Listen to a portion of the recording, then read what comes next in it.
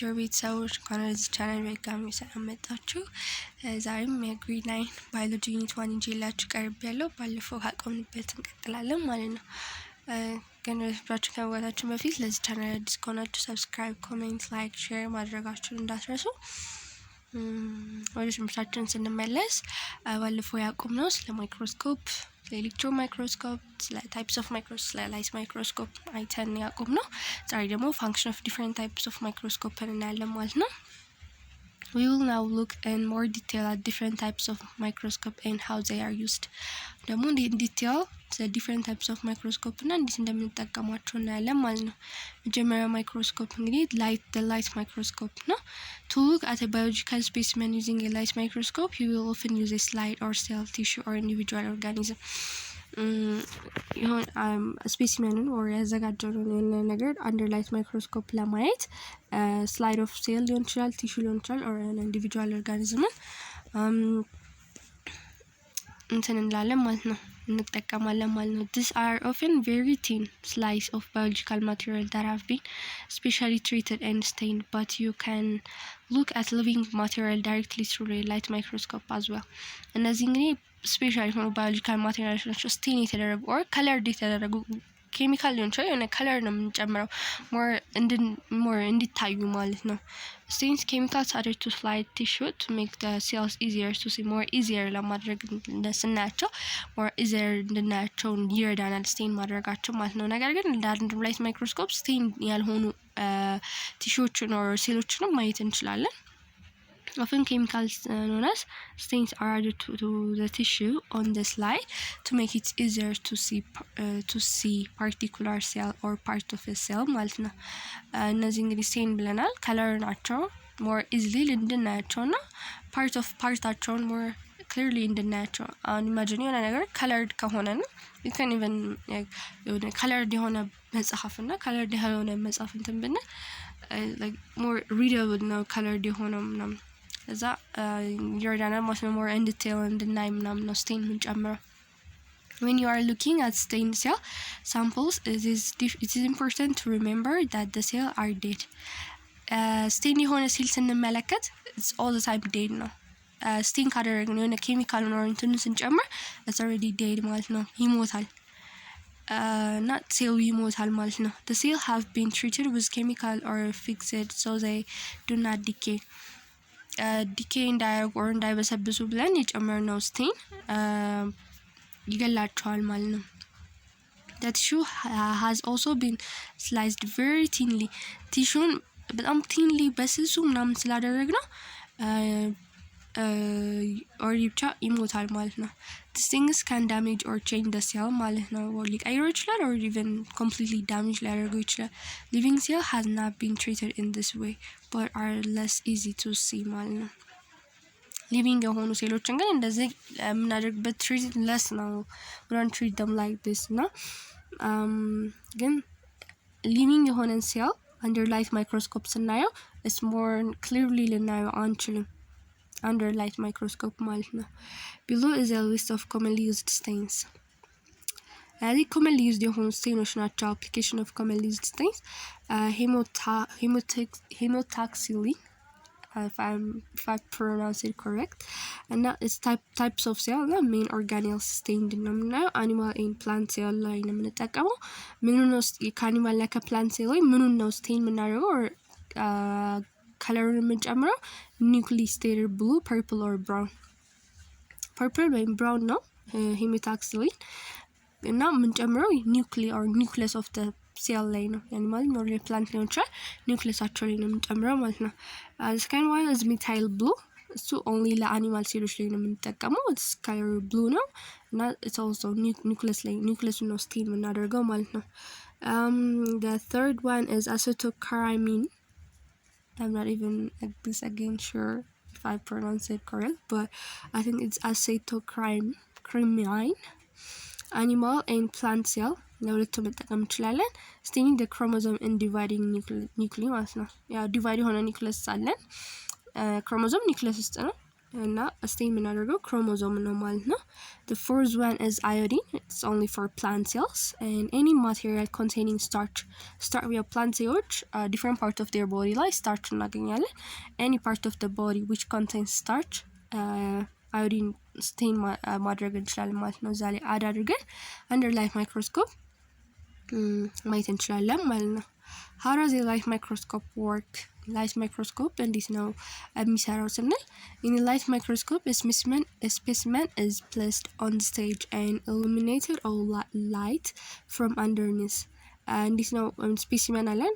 ስፔሲመን ማለት ሴል ሊሆን ይችላል፣ ቲሹ ሊሆን ይችላል። አንድ ምናየው ያስቀምጥነው ኦብጀክት ነው ስፔሲመን የምንለው። ስቴጅ አለው። ያው ስቴጅ ማይክሮስኮፕ ላይ ስቴጅ አንድ ፓርት ነው። እዛ ላይ እናስቀምጠዋለን። underneath ማለት እዛ ስር እናስቀምጠዋለን ማለት ነው። The light passes through the specimen and through the lens to give an image at the eyepiece lens, which is greatly magnified upside down and right to left. As the light passes through the specimen, ሌንሱ ላይ ያርፋል ላይቱ። ያው ሌንሶች ደግሞ ላይትን ሪፍራክት ያደርጋሉ። ኢሜጅ አይፒስ ሌንሱ ላይ ፎርም ያደርጋል ማለት ነው። which is ኢሜጅ አይፒስ ሌንስ ላይ ፎርም የሚያደርገው ኢሜጅ ማግኒፋይድ ነው። ሞር ሳይዙ ግሬተር ነው from the original ማለት ነው። አፕሳይድ ዳውን ነው የተገለበጠ ሆኖ የሚታየን። don't forget this ላይት ማይክሮስኮፕ ስር ላይ የምናያቸው ኢሜጆች ኢንቨርትድ ናቸው or they're upside down or ተገልብጠዋል ማለት ነው። right to left ነው የሚታየን፣ ከቀኝ ወደ ግራ ነው ማለት ነው።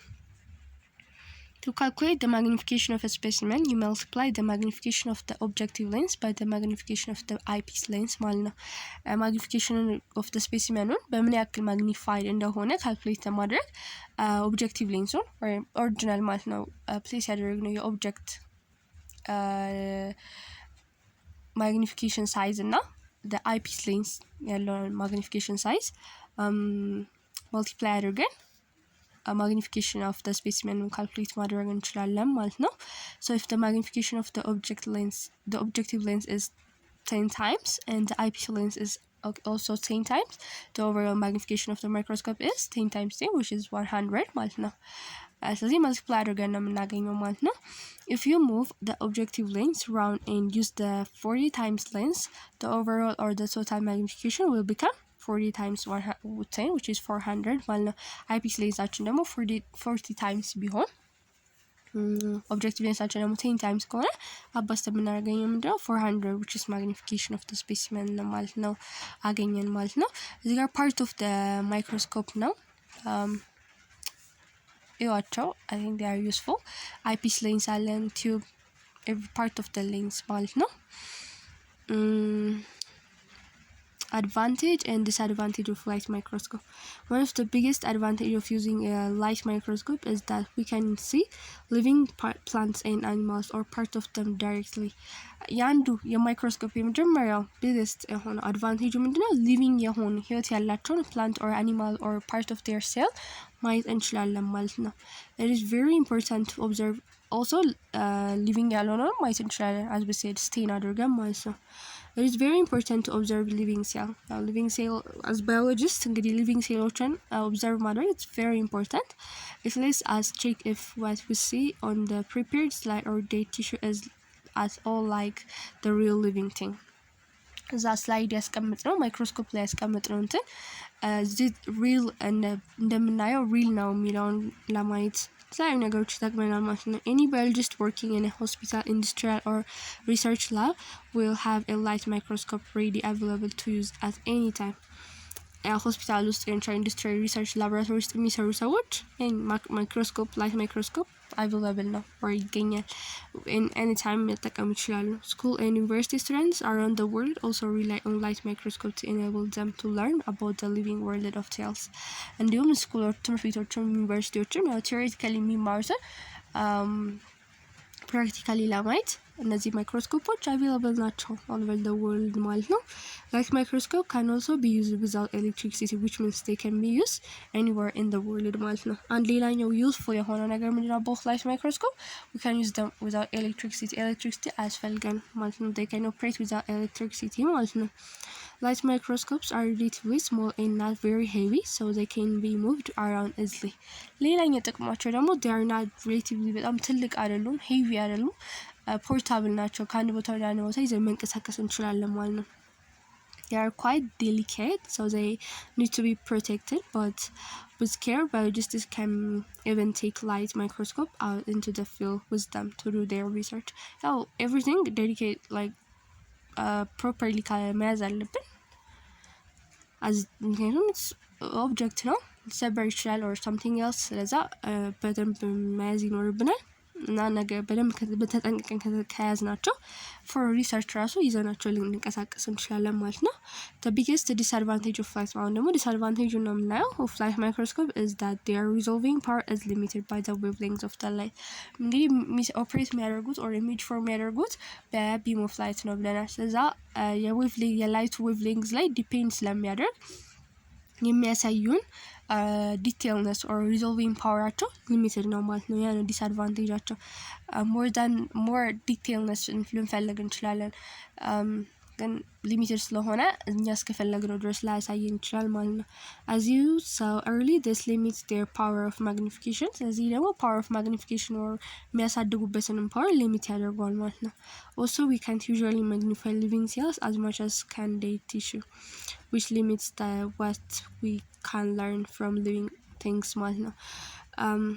ስለዚህ ሊቪንግ ሴሎችን ልክ እንደ ዴድ ቲሹዎች ማግኒፋይ ማድረግ አንችልም እንዳየነው ማለት ነው። ሞር ማግኒፋይድ የሚሆኑት ለምንድን ነው? ያው ዴድ ቲሹዎች ስቴን የተለያዩ ኮለሪንጎች ኬሚካሎችን ተጠቅመን ኦልሬዲ ዴድ ስለሆኑ ኮለር ምናምን ስለተጠቀምን ሞር ማግኒፋይ አድርገን ክሊር አድርገን ማየት እንችላለን። ሊቪንግ ሴሎች ግን ኤኒቲንግ ላይክ ስቴን ያሉ ኬሚካሎች ምናምን ስላልጨመርንባቸው እንደፈለግነው ያክል ዲቴይልነስ ላናገኝ እንችላለን። ይሄ ደግሞ ስለ ሊቪንግ ሴሎች ያለን እውቀት ይገድብብናል ማለት ነው። ስለዚህ ይሄ ነው የእንግዲህ ዲስአድቫንቴጁ የላይት ማይክሮስኮፕ ማለት ነው። using the light microscope. In the next section of this book, you will learn how the light microscope can be used to examine many different types of animal and plant cells. It is important to learn how to mount a specimen on a slide to use with the light microscope. እንግዲህ በቀጣይ ሴክሽን እንዴት እንደምንጠቀማቸው እናያለን። ላይት ማይክሮስኮፖችን ሞር ፕራክቲካሊ ብታዩት በለጠ ለመረዳት ይረዳችኋልና አይ ሆፕ ትምህርት ቤት ፕራክቲካሊ ያሳያችኋል እና እንዴት ስፔሲመንን እንዴት አንደር ማይክሮስኮፕ እንደምናስቀምጥ ምናምን ማወቅ አለብን ነው የሚለው። sometimes you may need to add stain to a specimen so that it can be seen more easily ብለናል። ቀደምም ስቴኖችን መጨመር ሊኖርብን ይችላል more easily ለማየት። the activity will explain exactly how to carry out the process። እንዴት ፕሮሰሱን carry out እንደምናደርግ ይሄኛው አክቲቪቲ በደንብ ያሳየናል ማለት ነው። you can refer it ማለት ነው። You can get even more information from light microscope by using the light in different ways ማለት ነው። ላይቶችን ያለን ላይት ያው different way በመጠቀም ስለ light microscope more information ማግኘት እንችላለን። Dark field illumination, which is where the background is dark and the specimen illuminated, can be useful for showing teeny structure inside the cell. Dark field or illumination የሆነ or dark kind of light የሆነ እንትን የምንጠቀመው ስንጠቀም ስፔሲመኑ ኢሉሚኔትድ ካን ዩስፉል እና ለምን ይጠቅመናል? ኢንሳይድ ደ ሴል ውስጥ ያሉትን ቲኒ የሆኑ በጣም ትናንሽ የሆኑ ስትራክቸሮችን እንድናይ ይረዳናል ማለት ነው። there is one big problem to bear in mind when you are working with microscopes። እንግዲህ አንድ ፕሮብሌም አለ ይላል። ምንድነው? unless you are looking at living material or have the use of scanning electron microscopes, you will know all the cells that you see appear flat and two-dimensional. living material ላይ ስናይ they are not dead ካልሆኑ or living የሆኑ ነገሮችን ስናይ otherwise ኤሌክትሮን ማይክሮስኮፕን ካልተጠቀምን በስተቀር በላይት ማይክሮስኮፕ living የሆኑ ማቴሪያሎችን ስናይ ሁልጊዜ flat ናቸው። which is flat ልክ እንደ ወረቀት two-dimensional ናቸው። two-dimensional የሆነ ፊገር ነው የሚያሳየን ልክ እንደ ፔፐር ማለት ነው። but cells are actually three-dimensional spheres, cylinder, and strange three-dimensional sphery shapes. ነገር ግን ሴሎች ምንድናቸው? they are three-dimensional ናቸው። sphere ሊሆን ይችላሉ፣ ሞላላ ሊሆን ይችላል፣ cylindrical የሆነ ሼፕ ሊኖራቸው፣ strange three-dimensional የሆነ ሼፕ ነው ያላቸው ማለት ነው። ነገር ግን ላይት ማይክሮስኮፕ እንደሚያሳየን 2D የሆነ ኢሜጅ ነው የሚያሳየን ማለት ነው። you need to use your magnification when you look at cells and see them as living things that they really are. ስለዚህ ኤግዛክትሊ እንግዲህ ምን እንደሚመስሉ ለማየት ማግኒፊኬሽናችንን መጠቀም አለብን። ኤሌክትሮን ማይክሮስኮፕ ኦር ቤታ የሆኑ እንትኖችን መጠቀም ይኖርብናል ማለት ነው። ሞር ሪል የሆነውን ማለት ሰውነታችን ውስጥ እንዳሉት አድርገን ለማየት ማለት ነው። ስለተከታተላችሁኝ ከልብ አመሰግናለሁ። I hope it was helpful ነው ብዬ አስባለሁ። በሚቀጥለው ደግሞ ስለ ኤሌክትሮን ማይክሮስኮፖች ኢንዲቴል እናያለን ማለት ነው። ዛሬ እዚህ ጋር ይበቃናል። ድጋሚ እዚህ ቻናል አዲስ ከሆናችሁ ሰብስክራይብ፣ ኮሜንት፣ ላይክ፣ ሼር ማድረጋችሁ እንዳትረሱ። ምን ጥያቄ አስተያየት ካላችሁ ኮሜንት ላይ አስቀምጡልኝ። አመሰግናለሁ።